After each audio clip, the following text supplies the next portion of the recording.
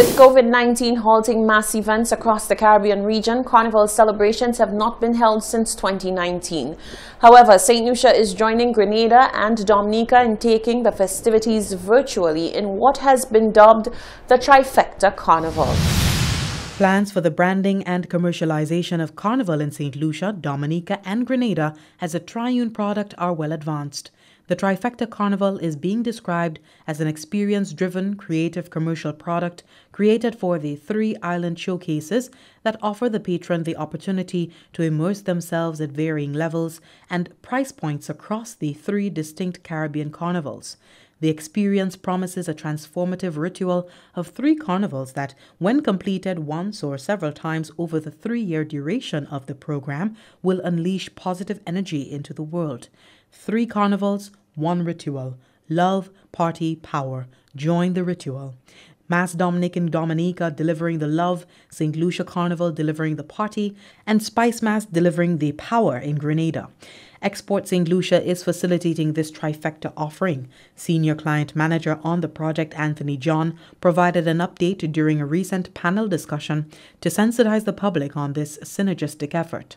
The project is at a stage where we have at the joint marketing initiatives where each participating country, St. Lucia, Dominica and Grenada, they have to come up with one event that would promote the carnival in those free country territories. We are at the stage where we about to unveil a jingle promoting the free carnivals.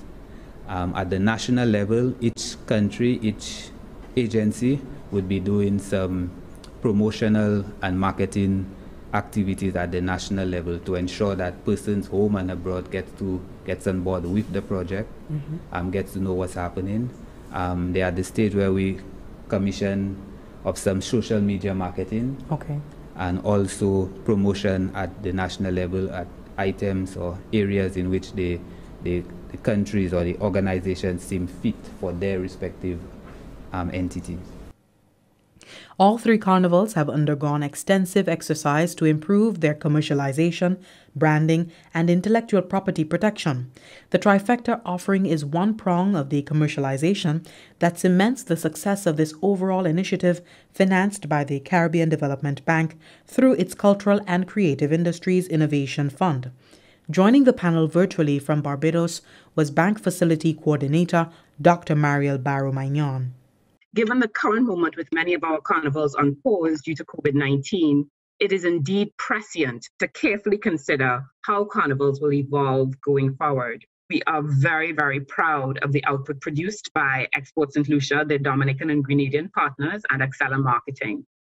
Indeed, as you have just witnessed, the branding and marketing strategy and intellectual property toolkit produced are of high caliber and great utility not only to the partners, but as a model for our 19 borrowing member countries at the Caribbean Development Bank.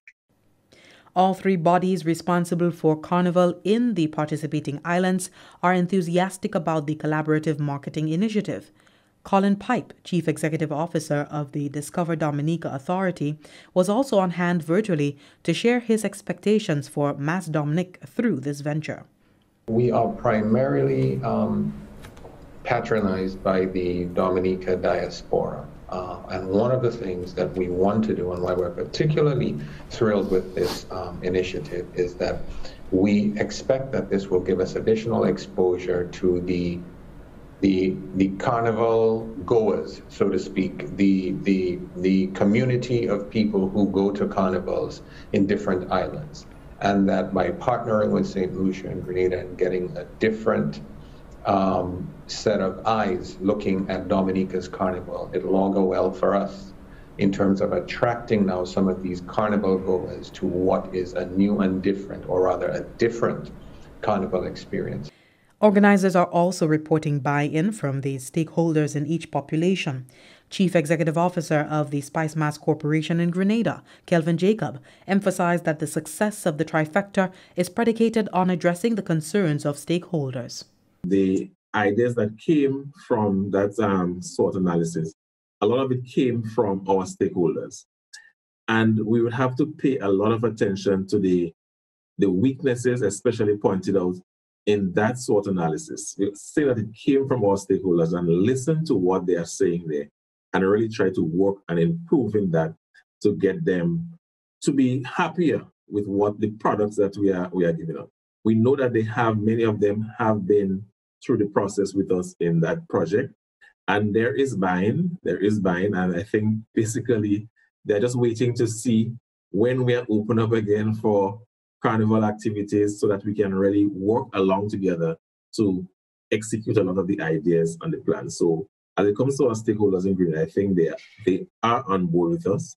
And they are just waiting and hoping that we can actually pull off a carnival very soon. In addition to the impression that the trifecta has on patrons, organizers also hope to utilize the transformation to attract investors to further enhance the carnival product. For the Government Information Service, I am Jessie Leonce reporting. Agriculture Minister Ezekiel Joseph is touting his ministry's role in managing the COVID-19 crisis on island. He says that if it were not for the sector being mobilized early on, residents would have fared worse throughout the pandemic. Even before COVID-19 reduced incomes and disrupted supply chains, chronic and acute hunger were on the rise due to various factors including conflict, socio-economic conditions, natural hazards, climate change, and pests.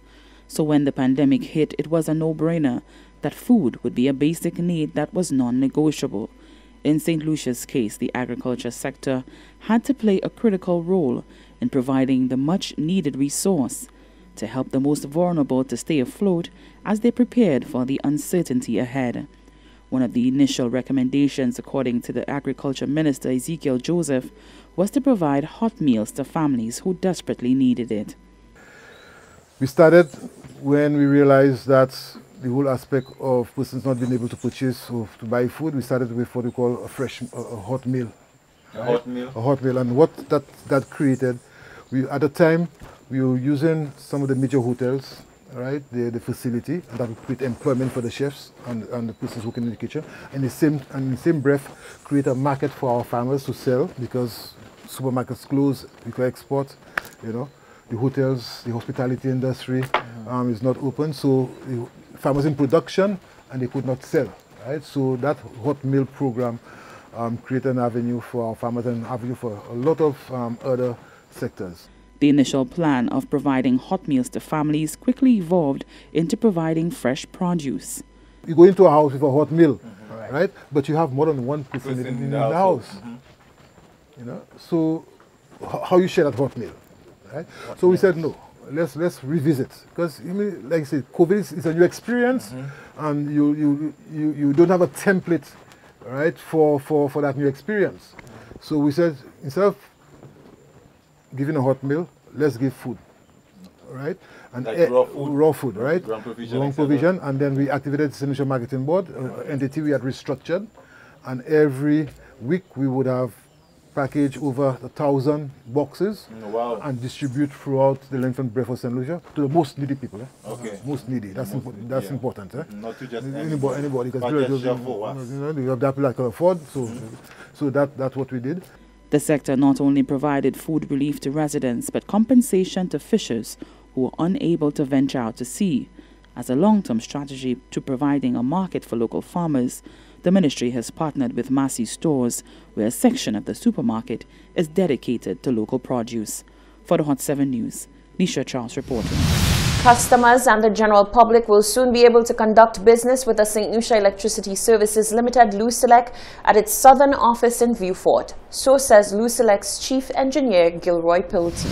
After much searching, LUCELEC found a location for a temporary office. What has happened is that we have had major challenges with our Vieux Fort office at the Binfield area, in the Binfield area, and because of design issues with that building, it's going to take a long time for us to undertake the improvements that are necessary for improving the air quality. And because of that, we have decided to find a temporary location for our customer service operations in the south. And after much searching, we found a location along the Vieux Fort Labrie Highway It is in the Martha's Tire office complex, which is diagonally opposite the Massey's stores, Massey's supermarket in that area. Work on the Luselec Southern office began in January. The temporary customer service office in the south will enable Luselec to undertake infrastructural works to address air quality issues at its Beanfield location. The design of that building made its repair while it was occupied impossible. Luselec thanks customers for their patience during this period. The Luselec Southern office will open Monday, the 21st of June. The construction of a new primary school in the community of Laguerre-Babonneau is underway following a sod-turning ceremony on the grounds of the building site recently. Chris Satney has more.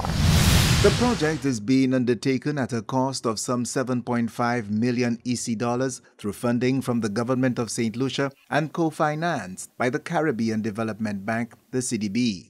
Being executed under the Education Quality Improvement Project, EQUIP, the new Laguerre Primary School building will comprise a basement, ground floor, and a top floor.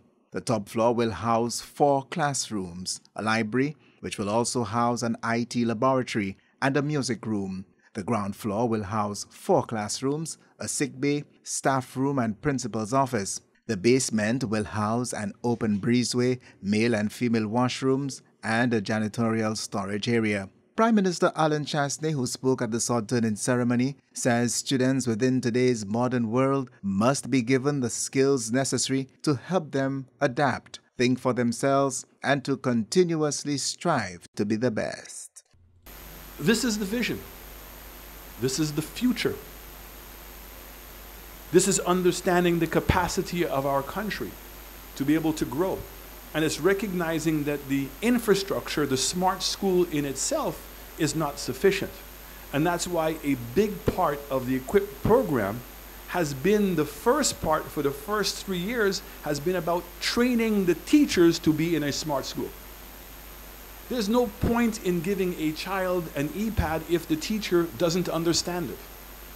If the teacher themselves don't have the vision of where we need to go to be successful in the future. And we cannot continue to rely on the faith alone that what the teachers are doing is going to be successful. The school was due to be constructed under the Basic Education and Enhancement BEEP project, but was delayed as a result of the passage of Hurricane Tomas, which resulted in the Ministry of Education diverting funds to repair the many schools that were ravaged by the 2010 cyclone. Minister for Education, Innovation, Gender Relations and Sustainable Development, Honorable Dr. Gail Brigabert, says the new smart school will be equipped to better prepare students to exist in a world that is continuously advancing. It needs to be smart in terms of the infrastructural integrity and its ability to withstand climatic events. It needs to be smart to the extent that it incorporates information communication technology. It needs to be smart to cater for the multiple intelligences of our students. It needs to be smart to reflect our own incorporation of renewable forms of energy. It needs to be smart in recognizing that our students have different mental and physical capacities, and so we must cater for those. MP for Babonneau, Honorable Ezekiel Joseph, says the project is long overdue and says he looks forward to finally addressing the issues of the school, which has been temporarily housed in a restricted space adjacent to the construction site. I want to say to my people of Laguerre, thank you very much for your patience and mercy. The parents, thank you very much for your patience. I know your support is there. I know likewise the teachers are looking forward to that completion of this project. But we want you all to be more involved even after the school is completed. Your involvement is critical to assist the teachers in the development of our students. That's important. So having a new school is one thing, but you must give the principal and the teachers the support. The contract for the school's construction has been awarded to Construction and Industrial Equipment Limited, whose CEO, Reno Kajata, is confident of completing on time and within budget. We started off the school, and with the little rains around and the kind of soil that we have here, it's going to hold us back just a little wee bit. But once we get out of it, it's going to be all easy and we'll be moving very quickly. Under the Education Quality Improvement Project EQUIP, 2 other schools will benefit from the construction of new units to enhance the educational and comfort capacities of these institutions. Contracts for the construction of these units were recently awarded and signed with Prudy's Construction Services Limited for the construction of the unit at the Gordon and Walcott Memorial Methodist at a cost of $6.5 million EC, and the Construction and Industrial Equipment Limited for the construction of the unit at the Vidbutei Primary School at a cost of $4.5 million EC. From the Communications Unit of the Ministry of Education, Innovation, Gender Relations and Sustainable Development, I am Chris Satney. The territories of the Organization of Eastern Caribbean States are celebrating the 40th anniversary of the Treaty of Basse-Terre, which brought the organization into being. St. Lucia was among the 7 territories that signed the treaty. The anniversary comes at a time when the region is facing immense challenges from COVID-19. The OECS Commission began the observance with a virtual event. The Organization of Eastern Caribbean States, OECS, is celebrating 4 decades of advancing regional integration in the Eastern Caribbean region. The OECS came into being on the 18th of June 1981 when 7 Eastern Caribbean countries signed a treaty agreeing to cooperate and promote unity and solidarity among the members. The treaty became known as the Treaty of Basse-Terre, named in honor of the capital city of St. Kitts and Nevis, where it was signed. The OECS is now an 11-member grouping, comprising 7 full member states and 4 associate members. To celebrate the momentous occasion, the OECS has planned 10 major activities, including a Thanksgiving ecumenical service, which was held on Sunday. The event began with a prayer and worship session by the staff of the OECS. Our Father, Sovereign, Supreme, Almighty God, we come together in the name of your Son, Jesus Christ, our Lord and Redeemer, to offer worship, praise, and thanksgiving for your faithful fountain of unconditional and abiding love to us. Day by day, from the mountain tops, valleys, and quicksands of our life experiences in the OECS over 40 years. You do mighty things, you do glorious things, you're a faithful God, awesome is your name. You do mighty things, you do glorious things, you're a faithful God, awesome is your name. You do mighty things, you do glorious things, you're a faithful God, awesome is your name, Jesus. The celebration provides citizens of the OECS an opportunity to reflect on some of the key achievements made towards one main objective: forging one community, growing together for improved lives and a better future.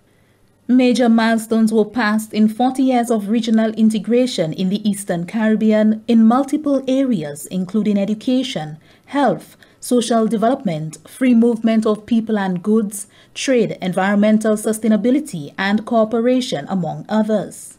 Director General of the OECS, His Excellency Dr. Didacus Jules, highlighted how unity and the solidarity of the Eastern Caribbean has aided in the successes of the OECS. As we have walked this road hand in hand over the past 40 years, our understanding of ourselves has evolved. We have come to recognize that the fundamental problems faced by each is common to all. We are awakening to the reality that the things that divide us are less significant than the imperatives that unite us. The celebration of this 40th anniversary is an occasion to celebrate this unification and to remember those moments when one has helped the other. the occasions when we have hurdled our warmth against an international climate that has become increasingly frosty.